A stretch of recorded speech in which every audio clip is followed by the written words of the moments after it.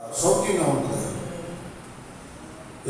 ఆంక్షలు ఉండవు, ఏ కట్టడలు ఉండవు, ఏ విధమైన నిబంధనలు ఉండవు. ఎవరైనా చేయొచ్చు, ప్రార్థన చేయొచ్చు, తప్పుడు పనులు చేయొచ్చు, ఒక నిబంధన ఉండదు. కాబట్టి వాటికి జనసంఖ్య పెరిగిపోతూ ఉంది, ఆత్మీయ విధానాన్ని తరిగిపోతుంది. కాబట్టి బిడ్డలు అట్లాగా టర్న్ అవ్వకుండా వెళ్ళిపోయి అందులో మిళితం అవ్వకుండా విశ్వాసుల ఆత్మీయ జీవితాన్ని దేవుళ్ళు స్థిరపరచడానికి మేము కూడా ఇవి చేయాల్సి వస్తుంది. వాస్తవం చెప్పాలని మీకు అప్పుడు అట్లా ఇప్పుడు ఇట్లా అంటారు కదా, దాని కారణం ఏంటో నేను చెప్తా ఉన్నాను. సందేశాన్ని క్లుప్తంగా మనం ధ్యానం చేసుకున్నాం. చెప్పుకుంటూ వెళ్తే సందర్భాలు, అనుభవాలు చాలా ఉంటాయి. కానీ పరిశుద్ధ గ్రంథంలో నుండి మనం అందరూ ఆ సందర్భాల్లో ధ్యానం చేసుకున్నటువంటిది లూకాసు వార్త 2వ అధ్యాయంలో ఆ సన్నివేశాన్ని మీ మధ్యలో ఉంచుతాం. ఆ సంఘటన అక్కడ ఆ విషయం ఏంటంటే, ఆ దేశంలో కొందరు గొర్రెల కాపరులు పొలంలో ఉండి రాత్రి వేళ తమ మందను కాచుకుంటున్నారు. ఎవరున్నారు అక్కడ? గొర్రెల కాపరు. ఆ యూదా బెత్లెహేము, ఆ యూదా దేశంలో గొర్రెల కాపరులు పొలాల్లో ఉండి రాత్రి వేళ, ఏ సమయం అది? 1 పొలం, 2 రాత్రి, 3 తమ గొర్రెల మందను ఏం చేస్తున్నారు? కాస్తున్నారు. చాలా కష్టంతో, బాధ్యతతో, భారంతో కూడిన పని. రాత్రి పొలాల్లో వెచ్చగా ఉంటుందా, హాయిగా ఉంటుందా? చలికి అల్లాడిపోతారు. గొర్రెలు కాపాలి కదండి, శరీరం రాటు తేలిందన్నమాట, అందులో ఆరు తేలేదు, సేవ తేలిందంటారు. సేవ ఆ శరీరానికి, మన శరీరాలకు వచ్చినట్లుగా చలి ఇలాంటి ఏమి జ్వరాలు రావు. మీరు సెమీకృష్ణ 23వ తారీఖు ఏర్పాటు చేస్తే నేను వచ్చి 10 నిమిషాలు మాట్లాడటాను కూడా మాట్లాడాలి. కారణం ఏంటంటే దాదాపు 1 వారం నుండి చిన్నగా ఫీవర్ రావచ్చు. రాత్రి వేళ మనుషులు తెలిసి బలహీనమైన శరీరం తట్టుకోలేకపోయింది. కానీ ఆ దినాన దైవ సన్నిధిలో నిలబడుతుని బట్టి దేవుడు తన ఆత్మ ద్వారా మాట్లాడటం మాత్రమే జరిగింది. నేను ఎప్పుడు కూడా మాట్లాడుతున్నానంటూ దైవ శక్తితో, ఆత్మతో, దైవ ప్రేరణతో మాట్లాడుతున్నాను. దైవ సేవకుడికి ఎవరు చెప్పాల్సిన అవసరం లేదు బాగు. ఎందుకంటే మాట్లాడేది మీరు కాదు, కానీ మీ తండ్రి ఆత్మ మీరు బట్టి మాట్లాడాలి. మాలో దేవుడు మాట్లాడతాడు. దేవుడు ఏం చెప్తాడో అదే మేము మాట్లాడతాడు. ఈ రూఢి, ఈ రుజువు, ఈ నమ్మిక మాకు లేకపోతే మేము సేవకులు కాము.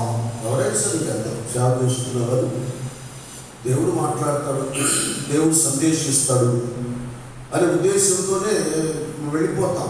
ఎందుకంటే దేవుడు పిలుచుకున్నాడు కదా, దేవుడు పిలుచుకున్న ఆయన ఏం పని చేయాలో ఫైల్ అంతా మా చేతికి ఇస్తాడు. ఎవరితో ఏం మాట్లాడాలో ఆయన తెలియచేస్తాడు. ఇక్కడ ఈ గొర్రెల కాపరులు సేవ చేయలేదన్నమాట. ఆ పొలంలో ఆ చలి వేళ ఏం చూస్తున్నారంటే, ఆ రాత్రి వేళ తమ మందను కాస్తున్నారు.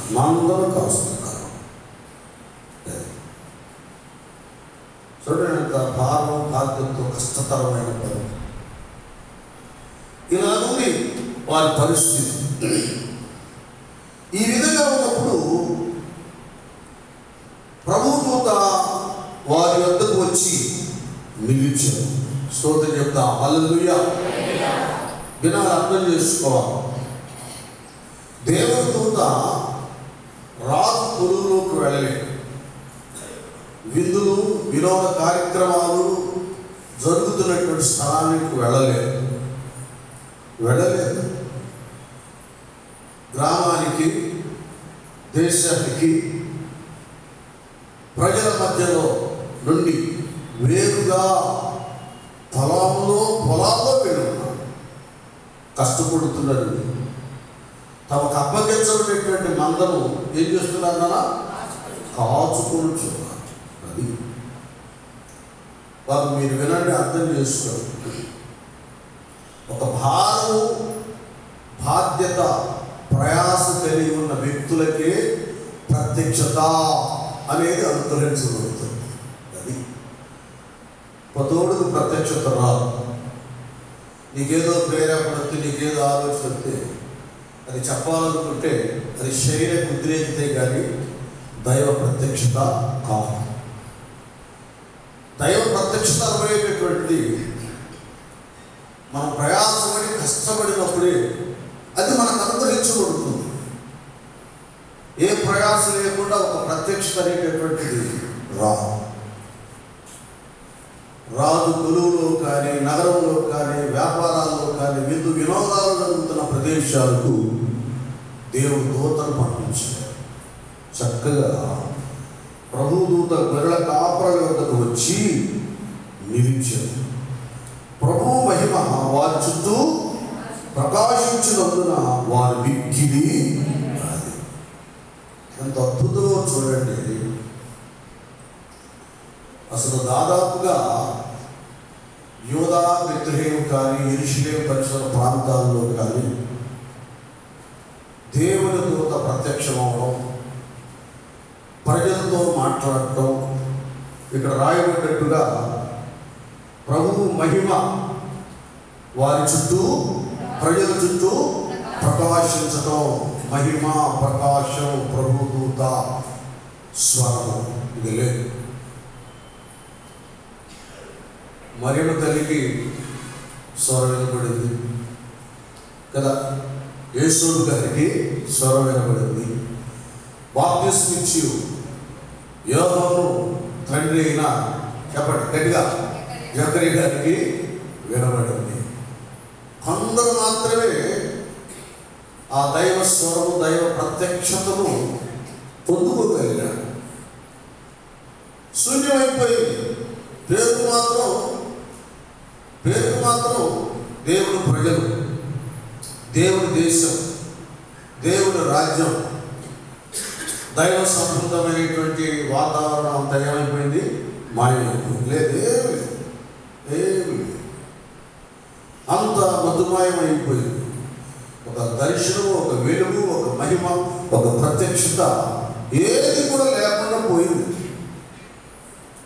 అసలు ఎలా ఉండేది ఇశ్రాయేలు ప్రజలంటే, వారు ఐగుప్తు నుండి విడిపించబడ్డప్పుడు పగటి వేళ మేఘస్తంభం, రాత్రి వేళ అగ్నిస్తంభం, షికేనే మేఘం కదా, రకరకాలుగా దేవుడు విన్నట్టు ఉండి అసలేంటి తండ్రి పిల్లలతో మాట్లాడినట్టుగా ఆ ప్రజలందరితో దేవుడు మాట్లాడుతూ ఉండేవాడు.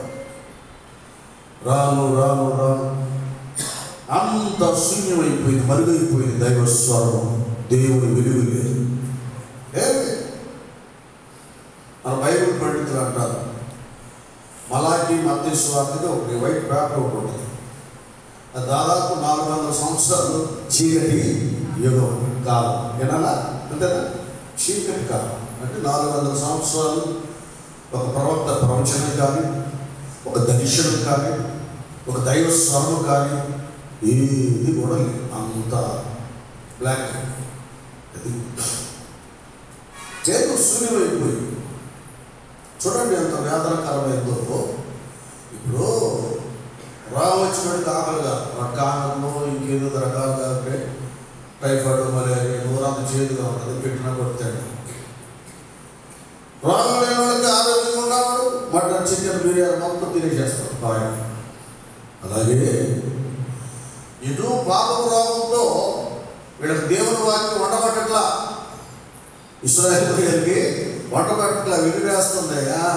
ఏదా ఈ గొడవకు మిమ్మల్ని మేము నిద్రపోకుండా ఏది తెల్లారగట్టే ఈ శోభ, నువ్వేందో చెప్తావు అనుకుంటే కొండవాళ్ళు కొట్టావు, మేమేమో దేవుడు మాట్లాడకపోతే ఇట్లా బద్దలైపోతామని చెప్తున్నావు. ఏ పని లేదు వీళ్ళు. దేవుడు ఏమో నువ్వు వెళ్ళు నాయన, వారు విన్నా వినకపోయినా సువార్త ప్రకటన చేయి. ఇలాగో యెషయా, ఇర్మీయా లాంటి ప్రవక్తలను త్రోసివేశారు. ఇష్టం లేదు. దాదాపుగా 99%, 99% ధర్మశాస్త్రం అన్న వాక్యం అన్న ఇష్టం లేనటువంటి వారు ఎక్కువైపోయారు. అందుకే దేవుడు ఆ కాలంలో యేసుప్రభువు వారు పుట్టుక ఆ సందర్భం ఆ కాలంలో రోమియో చేతికి యూదా ప్రజల్ని అప్పగించేశారు. అది అప్పగించారు. మీరు వినండి, బాగా అర్థం చేసుకోండి. దేవుని నామాన్ని ఎరిగి రక్షించబడి కూడా సరైన భక్తి, ప్రార్థన, సహవాసం లేకపోతే లోకానికి మనం అప్పగించబడతాం. రక్షణ స్థితిని జాగ్రత్తగా కాపాడుకోవాలి.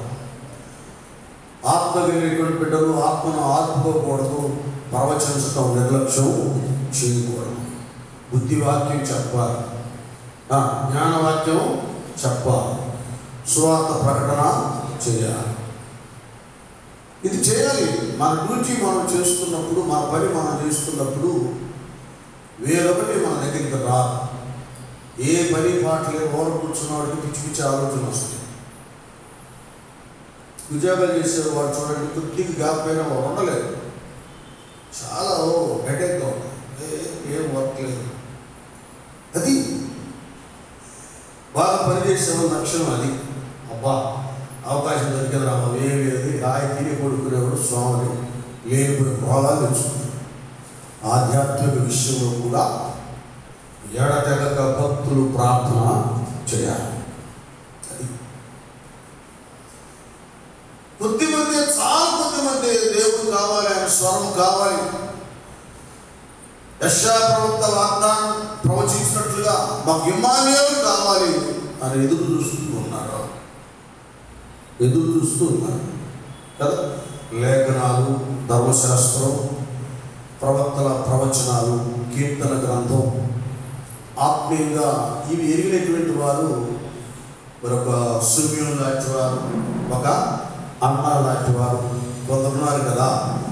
వాళ్ళు ఎదురు చూస్తున్నారు, మెస్సియాకు ఎదురు చూస్తున్నారు.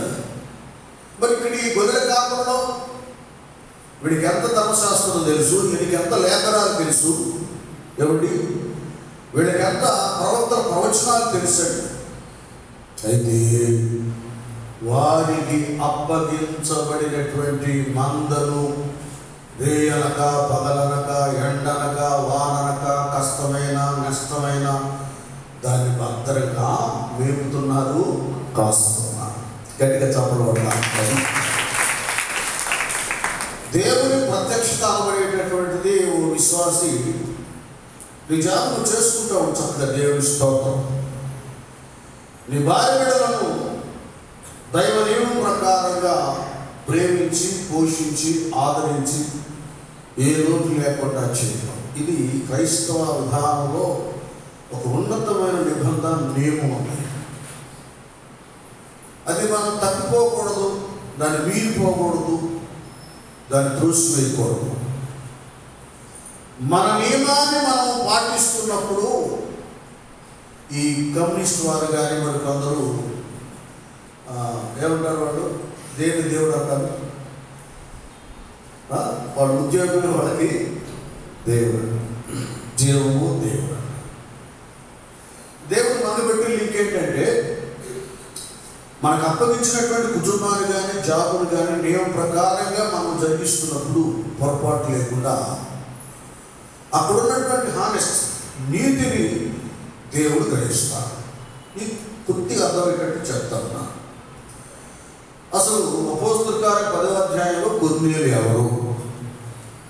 ఎవరు చెప్పండి? యూదుడా? తెలిసిన గట్టి చెప్పండి. ఎవరైనా చెప్పాక బయటికి రాండి. ఎవరు? రోమీయుడే.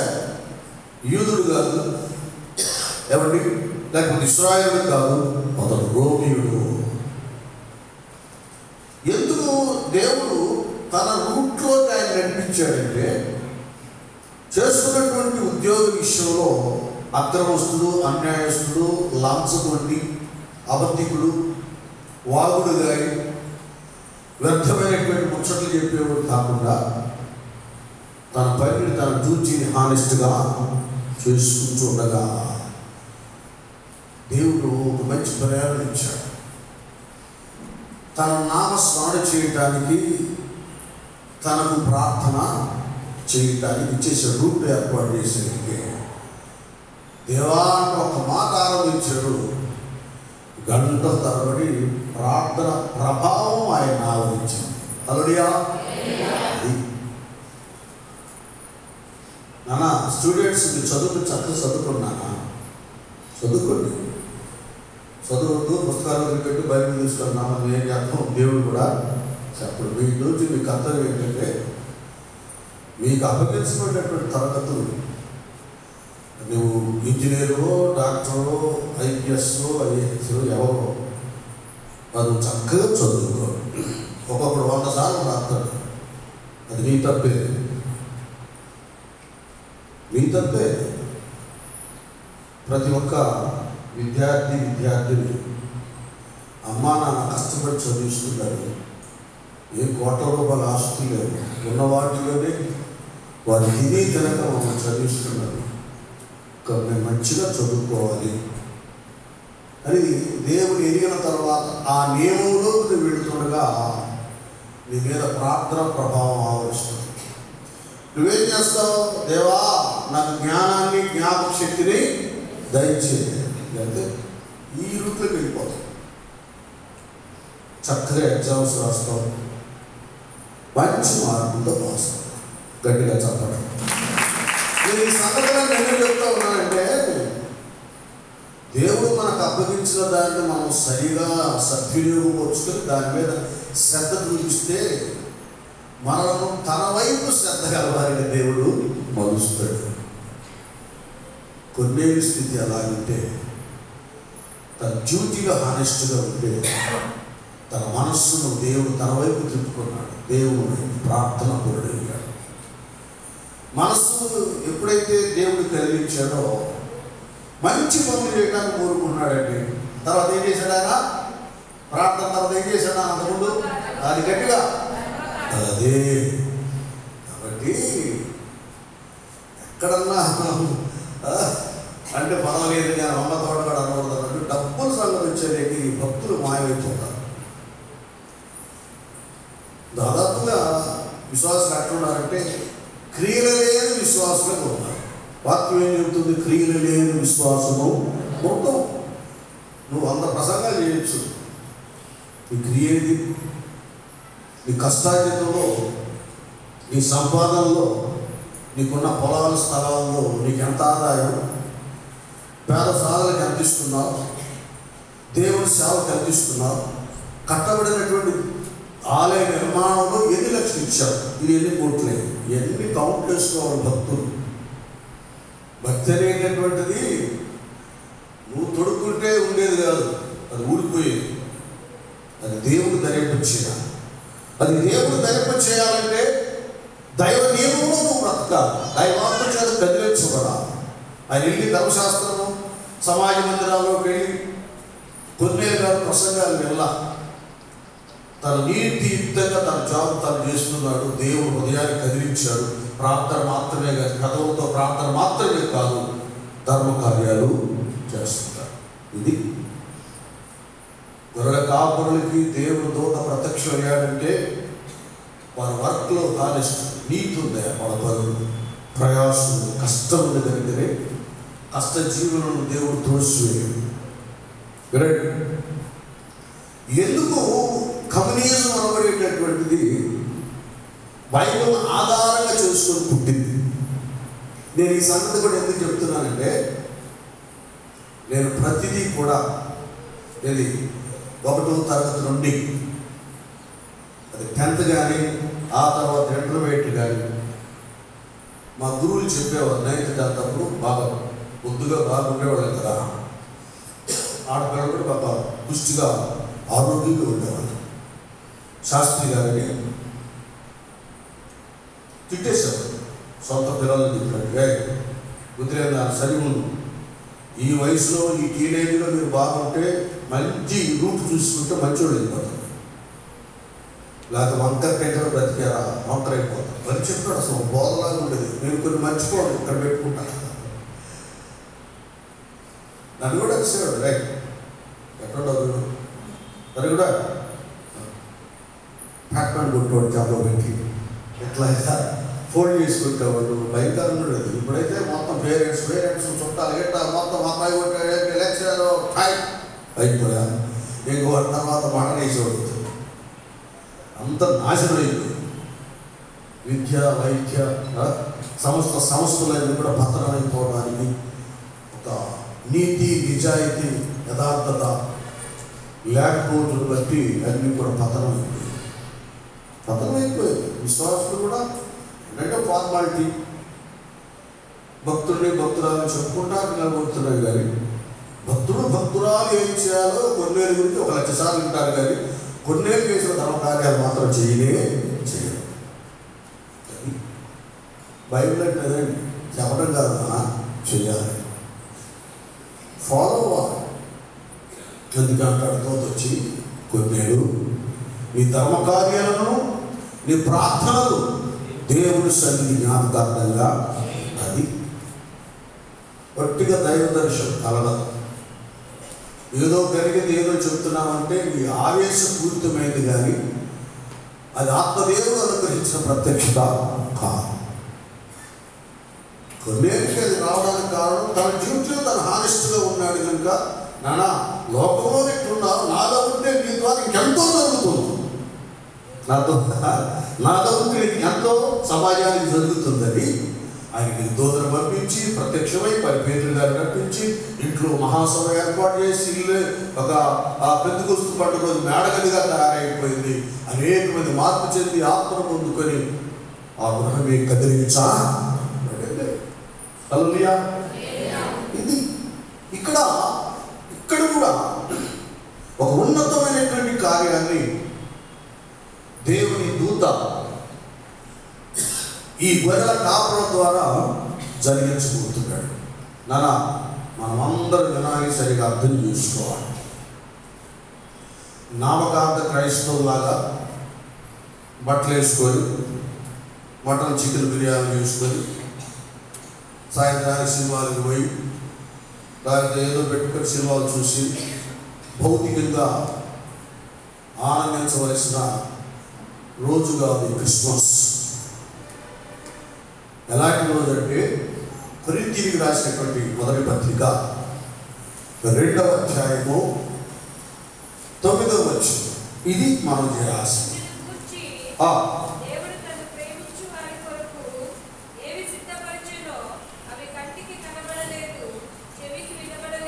కొరింథీయులకు సారీ పేతురు రాసిన మొదటి పత్రిక 2వ అధ్యాయము 9వ వచనం.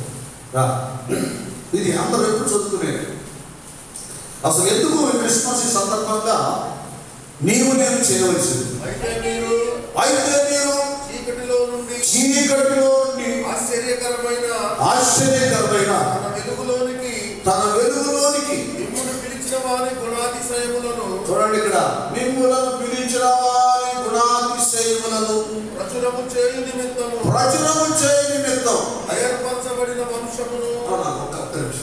ఎందుకంటే ఏంటి దేని ప్రచురించాలట?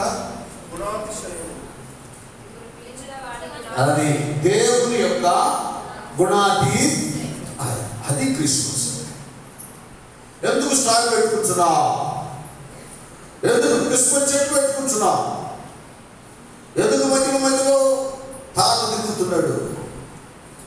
దానికి తర్వాత దైవ ప్రేమను ఆధారంగా చేసుకుని ఈ గారట రాత్రి వేళ కదా కొన్ని కానుకలు పేదలకు పంచేవాడు.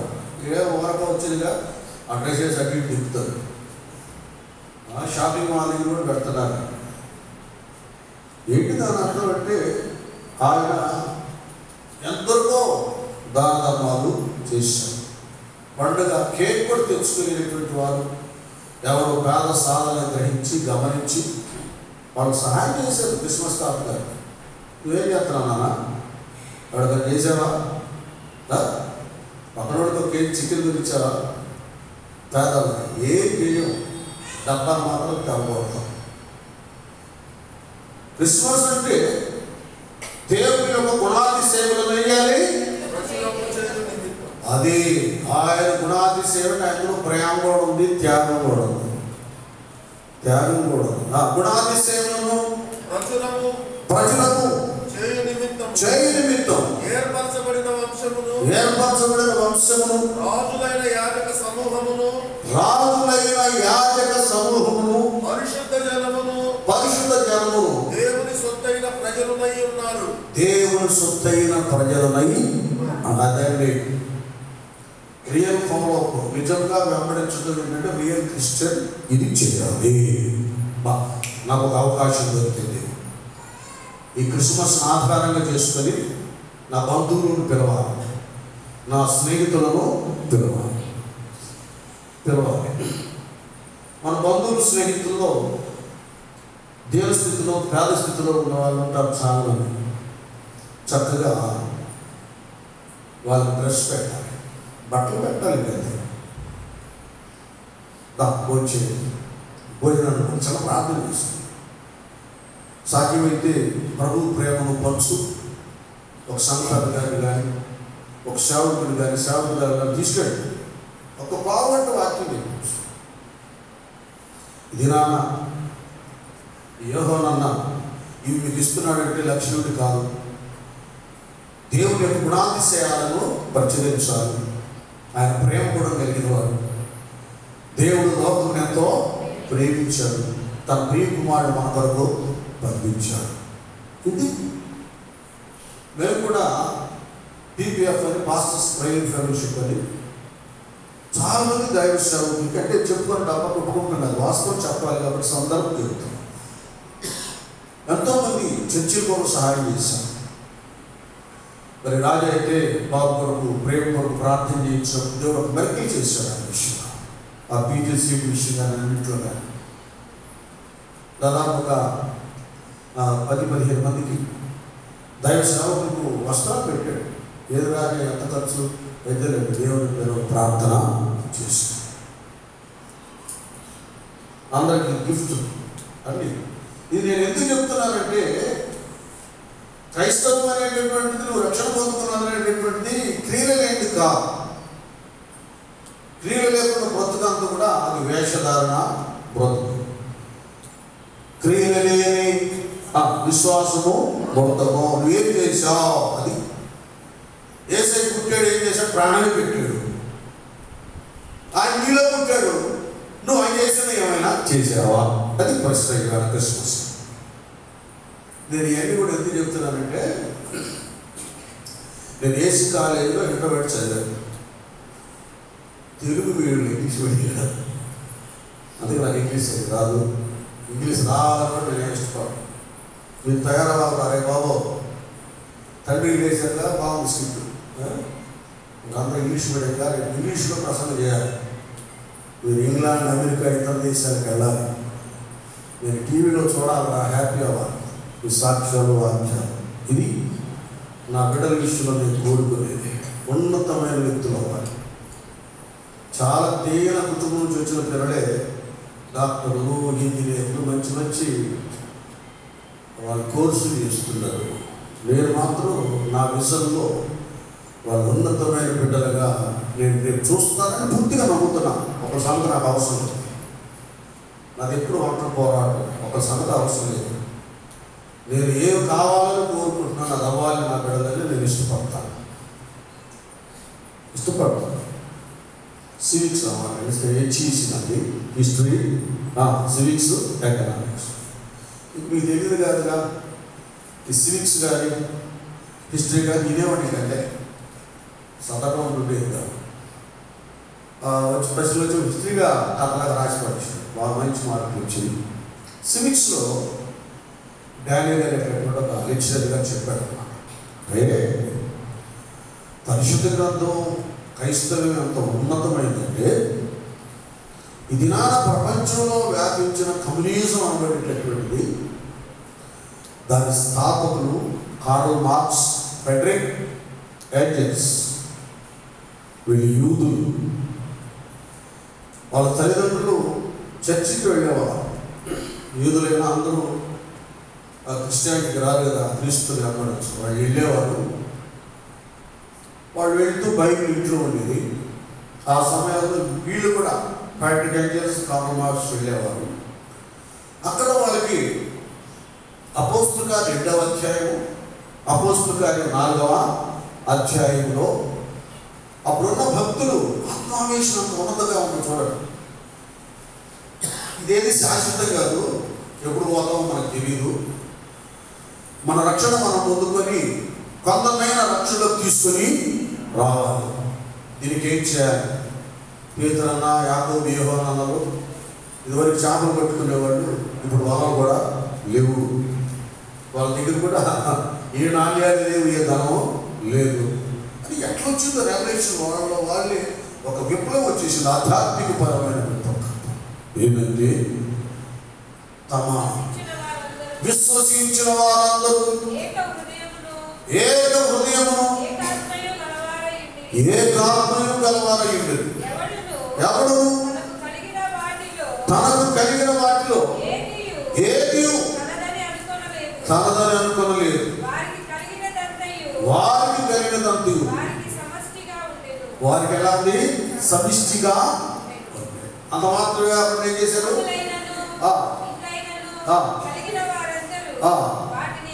వాటిని అమ్మి అమ్మిన వాటిని వెల తెచ్చి వారు ప్రతి వారికి వారి వారి అక్కర్ల కొలది. ఇప్పుడు గట్టిగా చెప్పడం పట్టండి. ఈ 2-4 అధ్యాయాలు చూశారు. యూనిటీ అంటే, కమ్యూనిజం అంటే, కమ్యూనిటీ అంటే ఇది కదా. అడే కాబట్టి దీన్ని ఫాలో అప్ అవుతామని అక్కడి నుంచి ఐక్యత, సమానత్వం, సమిష్టిగా పంచుకోవడం అనేది అది మైండ్లో పెట్టుకొని దాన్ని ఫాలో అయ్యారు. కమ్యూనిజాన్ని స్థాపించారు, ప్రపంచంలో వ్యాప్తించారు. అది ఫెయిల్ అయిపోవడానికి కారణం ఏంటంటే దేవుడు లేకపోతని బట్టి. కాబట్టి దేవుడు లేని ఎంత త్యాగం చేస్తాంటే, అమ్మో ఏం భక్తుడు, ఏం భక్తురాలు, ఏం చేస్తామా? ఇచ్చేది ఇక్కడ మొత్తం చేయట్టుకుంటుంది, కానీ రాదు. ఇవన్నీ మనం తెలుసుకోవాలి. ఈ క్రిస్మస్ సందర్భంగా, క్రిస్మస్ అంటే ధ్యానం. క్రిస్మస్ అంటే తండ్రి అయిన దేవుడు తన ప్రియ కుమారుని పంపించడం, ఇవ్వటం. చాలా ఉంది ఇందులో. నీకు భక్తి జీవితం అనేది లోక సంబంధమైన జీవితంగా ఇది పైన ఆకారంగా, రూపంగా చెప్పుకుంటే ఆనందింపై చేసేది కాదు. ఇది త్యాగపూరితమైనది. ఒట్టొట్టిగా ఈ గొర్రెల కాపరులు కానీ, కొన్నేళ్ళకి కానీ, మరి కొందరు భక్తులకు కానీ దేవుడు ప్రత్యక్షం కాలేదు. కాదా? ఎలీషా ప్రవక్తగా చేయాలి. ఏలియా అభిషేకం సార్ పైన వేసేసారు. ఆ దుప్పట్లో ఏదో పైన వేసేసాడు. ఏది అమ్మకి దీక్షించాడు. ఆయన ఏం దరిద్రుడు కాదండి, ఏమి లేక సేవకు వచ్చేవాడు కాదు. ఎన్ని అమ్మని ఎరగలు 12 భూస్వామి ఆ టన్నిటిని వదిలిపెట్టి గొప్ప విందు చేసి తల్లిదండ్రులు ముందు పెట్టుకొని ఏలియా గారిని ఫాలో అయ్యాడు. అది సేవ అంటే. సేవ అంటే నాకు వాక్యం తెలిసి నేను యూట్యూబ్లో చాలా చూస్తున్నాను, నేను కూడా అక్కడ చెబుతాను. చెప్పుకో. ఇక్కడ ఎవరు అర్థంతో పాటు ఆటంకపరచరు. కానీ రేపు ఆయన అంటాడు, అక్కడము చేయవారా మీరెవరో నేను ఎరుగను. ఆ ట్రాక్లో లేకుండా వంకర్లోనే చేస్తాను. నేను ఆ లిస్టులోకి వెళ్ళలేదు, అక్రమ లిస్టులోకి వెళ్ళింది. ఒక్కసారి వాక్యం లోతులోకి వెళితే భక్తి ఏంటో, సేవ ఏంటో, ఆత్మీయత ఏంటో అర్థమవుతుంది.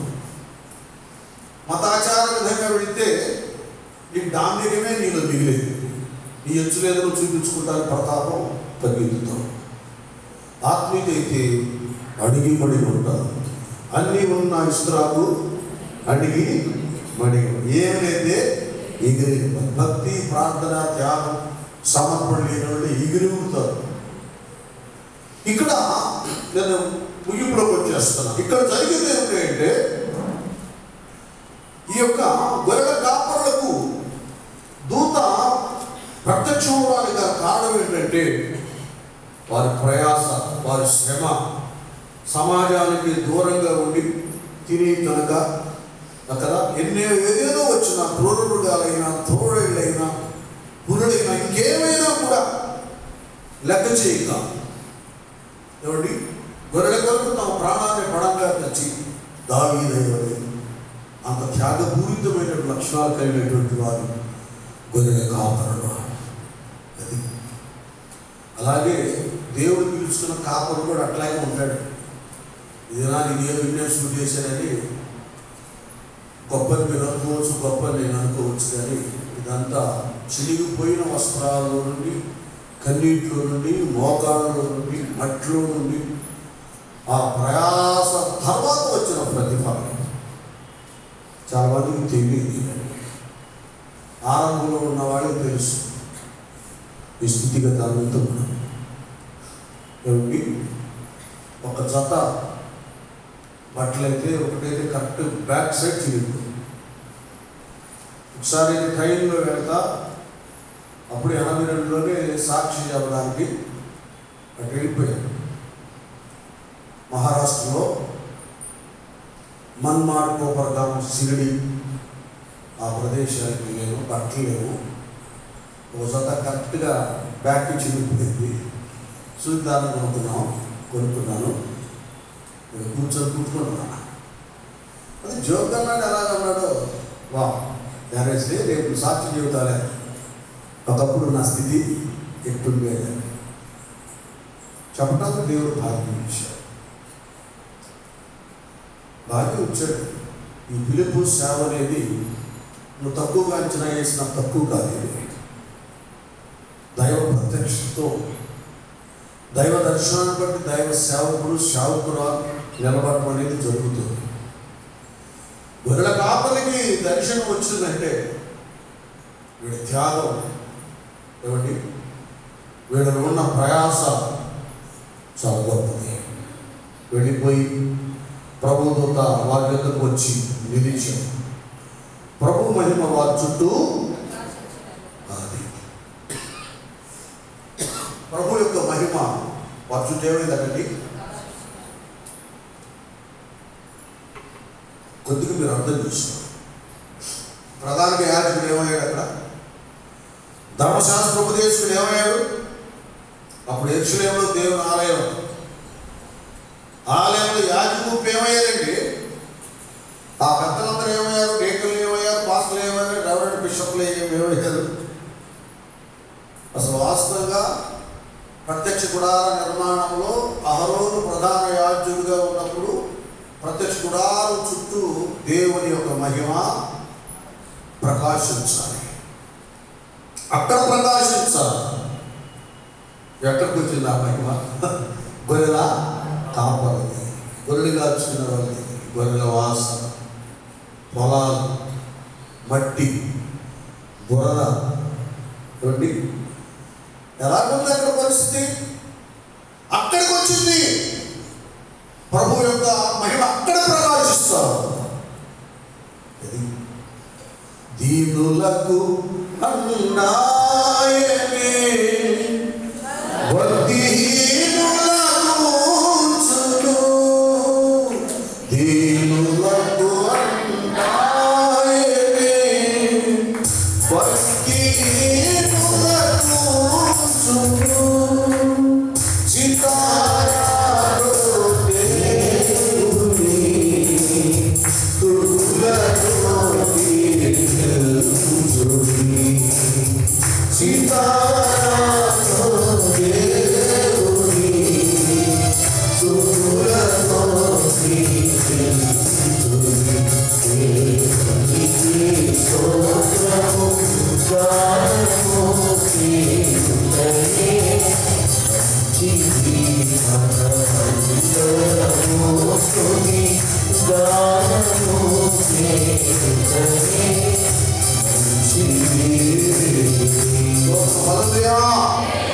ఇక్కడ ప్రభుత్వ వారి దగ్గరకు వచ్చి నిలిచినప్పుడు ప్రభు మహిమ మార్చుంటే ఏమైందండి? ఇదొక మెరికలండి. ఏమిటండి? దేవుని మహిమ ప్రకాశించడం. ఎవరికి లేని భాగ్యం ధన్యత వారు సంపాదించుకున్నారు. మరి క్రిస్మస్ సందర్భంగా ఆ ప్రభు మహిమ మీ చుట్టూ ప్రకాశించిందా లేదా? మనకు కూడా విరిగి నలిగిన మనసు కలిగి దేవునికి ఇష్టలుగా కష్టమైన భక్తి జీవితాన్ని నిలబెట్టుకుంటే ఆ ప్రత్యక్ష దర్శనము నీకు నాకు కలుగుతుంది. కడుపు నిండా దేవుడిగా దేవుడు చేసే ప్రార్థనగా సుఖభక్తిగా శ్రమ పడుము సువార్తకు తల్లి అనేక హింసలు కొన్నంట పరలోకం వెళ్ళాలంట భక్తులు. కొద్ది కష్టం వస్తే ఇక మందిని కానీ కూడా రా. అక్కడ మన సహోదరి రూత్ ఉంది, చిన్న వాడు కావాక చాలా భయంకరమైన సంఘటన, యాక్సిడెంట్, చచ్చిపోయి పెట్టిన దేవుడు బ్రతికించాడు. అబ్బాయి కానీ మరి సిస్టర్ గారు కానీ ఏది రాత్రికి వెళ్తాగా మాకు ఎందుకైంది దూరంగా బిడ్డలు చక్కగా తీసుకొచ్చి కొద్దిగా నయమైంది, బిడ్డలు తెచ్చి. అది భక్తి జీవితం అంటే. భక్తి బ్రతకంటే అదే కష్టమైన నష్టమైన దేవుడి కొరకు జీవించే జీవితం అనబడేటటువంటి భక్తులకు చాలా అవసరం. అప్పుడు ప్రభు మహిమ మన చుట్టూ ప్రకాశిస్తుంది. ఇక వీళ్ళేమో పాపం వారు మిక్కిలి భయపడి. చూసారా, ఇక్కడ కూడా వారిలో భయం ఉంది. భయం ఉంది. పారిపోవడం కానీ మరొకటి కాదు. భయం అనేది ఒకటి, అమ్మో ఏం జరుగుతుందో అని భయపడి పారిపోయేది. రెండోది, నేనేం చేసినది ఇది ఇలా సంభవించింది అంతా చూసావా, ఇది పశ్చాత్తాపంతో కూడిన భయం. అది అక్కడ వెళ్ళి అబ్బాయికి తర్వాత ప్రాణం చేసి చెప్పాడు, దేవుడు నేను ఒప్పుకోనైనా ఇది ఎందుకు సంభవించిందో కదా, ఎందుకు వచ్చిందో దేవా, నా విధేయత ఏమంటే క్షమించు, నేను రక్షించబడతాను. కడుపు దేవుడు తీర్మానం చేసు. కొన్ని భయాలు తీర్మానంతో కూడినవి, కొన్ని భయాలు పారిపోవడంతో కూడినవి. వెళ్ళిపోయేది బాబోయేది. ఈ పారిపోయేవాడు పరిగెత్తుతానే ఉంటాడు. పశ్చాత్తాపంతో దేవుడు పాదాల దగ్గర నిలబడతాడు. గట్టిగా చప్పట్లు కొడతాం దేవుడు. అలాంటిది అనమాట. ఏంటి ఇది? అయితే ఆ దూత భయపడుకుడి, అది దూత ధైర్యం.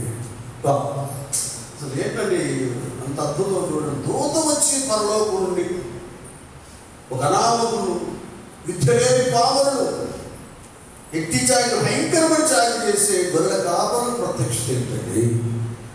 ఆ వెలుగు ప్రభావం ప్రకాశించడం మాత్రమే కాకుండా డైరెక్ట్గా వీళ్ళతో మాట్లాడుతున్నారు. భయపడుకుడి, భయపడుకుడి. ఇక మీరు ఆలోచించండి. మనమైనా మనం ఇష్టం వచ్చినట్టుగా ప్రార్థన చేస్తాం, ఇష్టం వచ్చినట్టుగా ప్రసంగాలు చేస్తాం, ఇష్టం వచ్చినట్టుగా ప్రవచిస్తాం, ఇష్టం వచ్చినట్టుగా పిచ్చి దర్శనాలు చెప్తాం. కానీ దేవుడితో అలాగా చేయదు. దేవుడు వెళ్ళమంటేనే వెళతాడు, దేవుడు చెప్పమంటేనే చెప్తాడు. మరి తల్లికి కానీ కదా, యేసూబు గారికి కానీ, జకరి గారికి కానీ, ఇంకెందరితో దేవుడు చెబితేనే. పేతురు గారి దగ్గరికి వెళ్ళడం కానీ, కొన్నేళ్ళ దగ్గర వెళ్తే కానీ దేవుడు చెబితేనే అక్కడికి వెళ్ళారు. దేవుడు ఏది పలక ఉంటే అదే పలికారు. కానీ ఇంకోటి తనకి కలపలేదు, చెరప లేదు. అమ్మ అవమ్మన్న చెప్పింది కానీ ఈ దూత మాత్రం చదవలేదు. అట్లా ఉంటే మాటలాగే దేవుని మాటలాగే ఉంటుంది. మరొకటి కలప. దేవుడు చెప్పాడు, వాడు భయపడతాడు, భయపడద్దు. అదే మీరు భయపడదు. ఎందుకంటే ప్రజలందరికీ కాదు, మహా సంతోషకరమైన సువర్తమానం నేను మీకు తెలియచేయుచున్నాను. మీరు వినాలి, ఇది అర్థం చేసుకోవాలి. ఇక్కడ జరిగింది ఏంటంటే, వీళ్ళకి ఏదో దేవుడితో వచ్చి కనబడి మాయమైపోవడం కాదు. వీళ్ళని ఒక సాధనంగా వాడుకోబోతున్నారు. అది క్రిస్మస్. ఈ క్రిస్మస్ సందర్భంగా దేవుని దర్శనం, ప్రత్యక్షత, వాక్య దర్శనం ఏమైనా కలిగిందా? దూత చెప్తా ఉన్నాడు, అయ్యా కేవలం మీకే కాదు ప్రజలందరికీ కలగో మహా సంతోషకరమైన సువార్తమానం నేను మీకు తెలియజేస్తున్నా. ఒకరిగా ఇద్దరుగా మీకు మాత్రమే కదా, ప్రజలందరికీ. క్రిస్మస్ అంటే గొర్రెల కాపర్ల వలె నీ క్రిస్మస్ దర్శనం వస్తే ప్రజలందరికీ కలిగినటువంటి ఆ సంతోషాన్ని పంచుతావు. అది పంచుతావు. ఎక్కడ పంచుతావు? సెమీ క్రిస్మస్కే రూపాయి కాదు, ఏదో గ్రూపేట సువార్త పెద్దాలు పెడితే ఏం పంచుతావు? పంచలేవు, నీ వల్ల కాదు. అంతే. నీకు ఆ వరం లేదో, కొన్ని తదితర భక్తులకున్న వరం నీకు లేదు. ఇచ్చిన దానిలో తమను దోచుకోవడానికి ఇష్టపడతాయో కానీ దేవుని కొరకు నీ సంస్థ ఇవ్వడానికి నీ మనసు అంగీకారంగా ఉండదు. అంటే అర్థం ఏంటంటే, నువ్వు కొంత లోపంలో పట్టబడి ఉన్నావు. అక్కడి నుంచి బయటికి రావాలంటే చాలా కష్టం. అది గొప్ప సమర్పణతో, త్యాగంతో వీడు. వీళ్ళకి ఎంత అధికారం ఇచ్చాడంటే, అందరికంటే ముందుగా ప్రజలందరికీ కలగబో మహా సంతోషకరమైన వర్తమానం నేను మీకు తెలియజేస్తున్నా. అదేంటంటే, దావీదు పట్టణమందు నేడు రక్షకుడు మీ కొరకు. అది గట్టిగా చెప్పబడతా. తిరిగిపోతాయి. దావీదు పట్టణమందు ఏంటంట? నేడు అది చూడు, ముందు వీళ్ళకి పెట్టేసాడు దూత. మీ కొరకు ఆయన పుట్టాడు. అర్థమైందా? మీ కొరకు పుట్టాడు. సువార్త విన్న ప్రతివారు, మందిరానికి వస్తున్న ప్రతివారు రక్షణ అనేది ముందు మనం పొందుకోవాలి. అప్పుడు మనం వెలిగించబడతాం. అప్పుడు మన నేత్రాలు తెరవబడతాయి. గుడ్డితనం పోతుంది కనుక ఇతరులకి మనం త్రోవ చూపిస్తాం. సంవత్సరాలు గడిచిపోతుండగా నువ్వు బాప్తీసం తీసుకోకుండా, రక్షణ లేకుండా, రక్షకుడు పుట్టి 2023 సంవత్సరాలు అయినా కూడా నీ బ్రతుకులో మార్పు లేకపోతే గుడ్డోడు ఆత్మీయంగా. కనుక గుడ్డివారికి త్రోవ చూపలేదు. కనుక మీ కొరకు పుట్టాడయ్యా. ఈయన ప్రభు అయిన క్రీస్తు. దానికి ఇదే ఈ కాలం. ఒక శిశువు పొత్తిగుడలతో చుట్టబడి ఒక తొట్టులో పడుకునుట మీరు చూచెదరని వారితో చెప్పారు. దేవునికి స్తోత్రం. హల్లెలూయా. ఇంక ఇవన్నీ అయిపోయినండి. ఆ దూతలు కూడా అక్కడి నుంచి వెళ్ళిపోయారు. ఆ పరలోకానికి వెళ్ళిపోయిన తర్వాత గొర్రెల కాపరులు జరిగిన ఈ కార్యమును ప్రభు మనకు తెలియజేయించున్నాడో గ్రహించా. ఇది ఉద్రేకం, ఆవేశం, వ్యతిరేకాలు, ఏదో కళా దర్శనం అనుకున్నట్టు కాదు.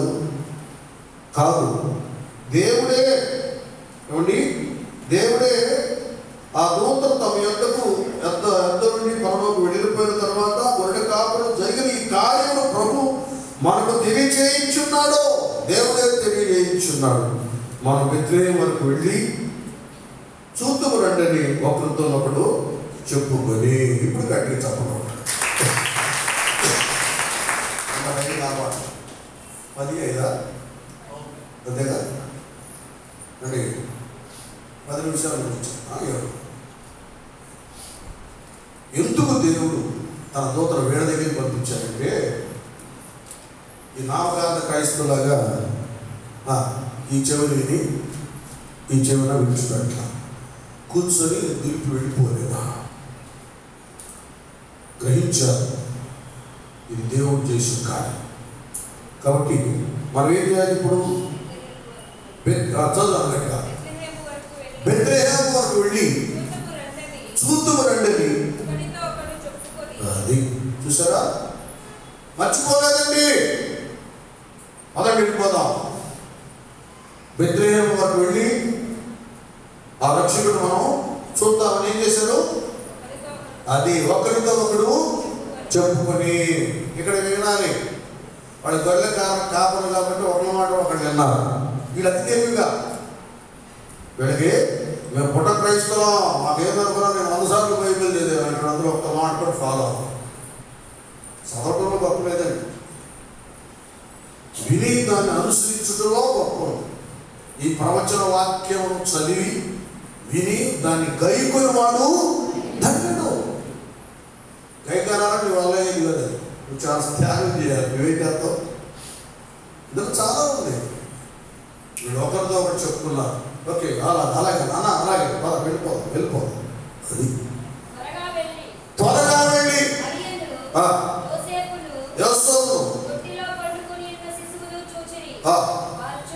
వారు చూచి శిశువును కూర్చి. ఇది ప్రాముఖ్యమైన విషయం. ఏం చేశారట? తమతో చెప్పబడిన మాటలు. అది దేవుని దూత ఏమి చెప్పారో ప్రజలందరికీ కలగబోవు సంతోషకరమైన. అదేం చేస్తారు వీళ్ళు? అందరికీ ప్రచురము చేస్తారు. చూసారా, ఇది క్రిస్మస్ అంటే. ఈ సందర్భాన్ని బట్టి నీ మిత్రులకు స్నేహితులకు చెప్పాలి, ఏంటి బ్రదర్, ఏంటి క్రిస్మస్ అంటే ఇదయ్యా.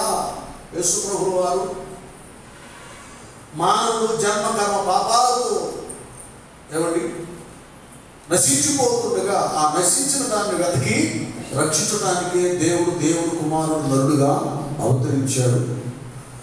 ఆయన మన కొరకు ఎంతో త్యాగం చేసి మరణించి తిరిగి లేచాడు. ఆకాశం క్రింద మరి ఏ నామమున రక్షణ లేదు, యేసు నామమునే రక్షణ. అదే క్రిస్మస్. రక్షణ పొందుకుంటే క్రిస్మస్ కదా అని ధైర్యంగా చెప్పు. ఇది క్రిస్మస్. వీళ్ళేం చేశారా? గొర్రెల కాపులతో చెప్పుల సంగతులను గురించి అందరు చెప్తే ఎవరి ప్రచురణ చేస్తే గొర్రెల కాపులతో చెప్పిన సంగతులను గురించి విన్న వారందరికీ ఏమైంది? వాళ్ళందరూ మిక్కిలి ఆశ్చర్యపడి. కొద్దిగా ఎందుకు ఆశ్చర్యపడితే ఒకటి మెస్సయా రక్షకుడు జన్మించడం అనబడేటటువంటిది ఇది అందరికీ తెలిసినటువంటి సంగతి కానే కాదు. దేవుడు వాక్యం తెలియాలి, లేఖనం తెలియాలి, ధర్మశాస్త్రం తెలియాలి, ప్రవక్తలు ప్రవచనాలు తెలియాలి. గుడ్డోడు దావీదు కుమారుడు అన్నాడంటే కళ్ళు గుడ్డియే కానీ అంతరంగం గుడ్డిది కాదు. అన్ని ధ్యానం చేస్తున్నాడు. కొంతమంది కళ్ళు బాగానే ఉంటాయి, అంతరంగం గుడ్డిది. అక్షరాలు బాగానే కనబడతాయి బైబిల్లో. ధర్మశాస్త్రం దాగి ఉన్న ఆశ్చర్యకరమైన సంగతులు అది అవి కనపడతాం. వాళ్ళ కష్టం బైబిల్ అర్థం చేసుకోవాలంటే నీ హృదయం సరిగా సమర్పణ చేయాలి. అప్పుడు వెలుగు నీ మీదకి వస్తుంది.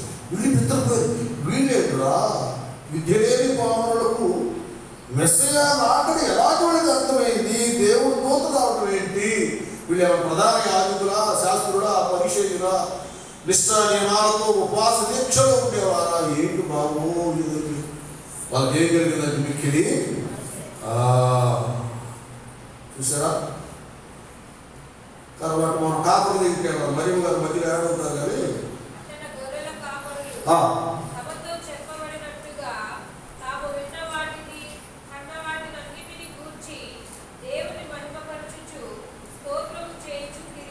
దేవునికి స్తోత్రం కడిగేదా. హల్లెలూయా. అది ఇవాళ ఆరాధన ఏదేదైతే లేఖనాల్లో జరిగిందో ప్రభు వచ్చి మన కొరకు శ్రమాల నుంచి మరణించి దీని లేచి మన రాబోతున్నాడో ఇవన్నీ ప్రసంగాలు. ఇప్పుడు మనం కూడా ఏం చేయాలి? గొర్రెల కాపులో తనతో చెప్పబడిన మాట చెప్పబడినట్లుగా తాను విన్న వాటన్నిటినీ దేవుని మహిమపరుస్తూ స్తోత్రాలు చేస్తూ ఇప్పుడు మనం తిరిగి ఇంటికి వెళ్ళి మటన్ చికెన్ బిర్యానీ తీసుకుంటాం. రండి, వద్దని చెప్తున్నారు. లేదు మరి గొప్పది మంచి కొడుకులు ఎదుగుతామా నువ్వు కానీ ప్రభా నా కొరకు పక్కకపోతే నాకు ఆత్మీయ ఫుడ్ లేదు, భౌతికంగా తిన్న ఫుడ్ వంట పడుతుంది. తిన్నది శరీరానికి వంట పట్టాలన్నా, విన్న వాక్యం మరలా నిలవాలన్నా రక్షణ కావాలి. ఆ రక్షణ యేసయ్య ద్వారా కలిగింది. ఆయన అందరూ పుట్టాడు కనుక ఈ క్రిస్మస్ చాలా సంతోషకరమైంది. మనకు పుట్టాడో లేదో పరిచయం చేసుకొని పుట్టినోడు రక్షణ పొందుకొని పుట్టించుకొని పుట్టినోడు ఈ హృదయ గుర్తొచ్చిలో ఆ ప్రభువును భద్రంగా దాచుకొని అంతకంత వర్తిల్లాడు. ఓకే, తలవచ్చని ప్రార్థన చేసుకున్నాం. అందరూ హృదయాలు తెలిసి నోరు తెలిసి ప్రార్థనలో పర్వతంటే మీకు స్తోత్రాలు. అయినా మీరు చాలా గొప్ప దేవుడై ఉన్నారు. మీరేంటి మేమేమిటయా? నువ్వు దేవుడు సర్వసృష్టికర్త అయ్యి కూడా మా కొరకు నరుడుగా భూలోకంలో అవతరించాడు. ప్రపంచమంతా ఈ వేళను ఆయా పుట్టినరోజుగా క్రిస్మస్గా జరుపుకుంటున్నారు. చిన్న మందైన మీరు కూడా వాక్యాధారాన్ని ఆరాధన ఏర్పాటు చేశారు. గొర్రెల కాపులకు ప్రత్యక్షత వారి హానెస్ట్ వారి సమానుభూతిని బట్టి కలిగిందయ్యా. మా జీవితంలో కూడా ఏదో ఆచారంగా బ్రతకడం మాత్రమే కాదు, కానీ నీతి నిజాయితీగా వాక్యానుసారమైనటువంటి జీవితం సమర్పణగలిగినటువంటి వారి బ్రతకడానికి సహాయం చేయండి. అందరినీ బలపరచాయి. ఆ తర్వాత పట్ల వెళ్తున్నారు కార్యక్రమం అంతట్లో మీరు ఆయా మహిళ తెచ్చుకున్నారు. యేసు నామమున వేడుకుంటూ ప్రార్థిస్తున్నాం.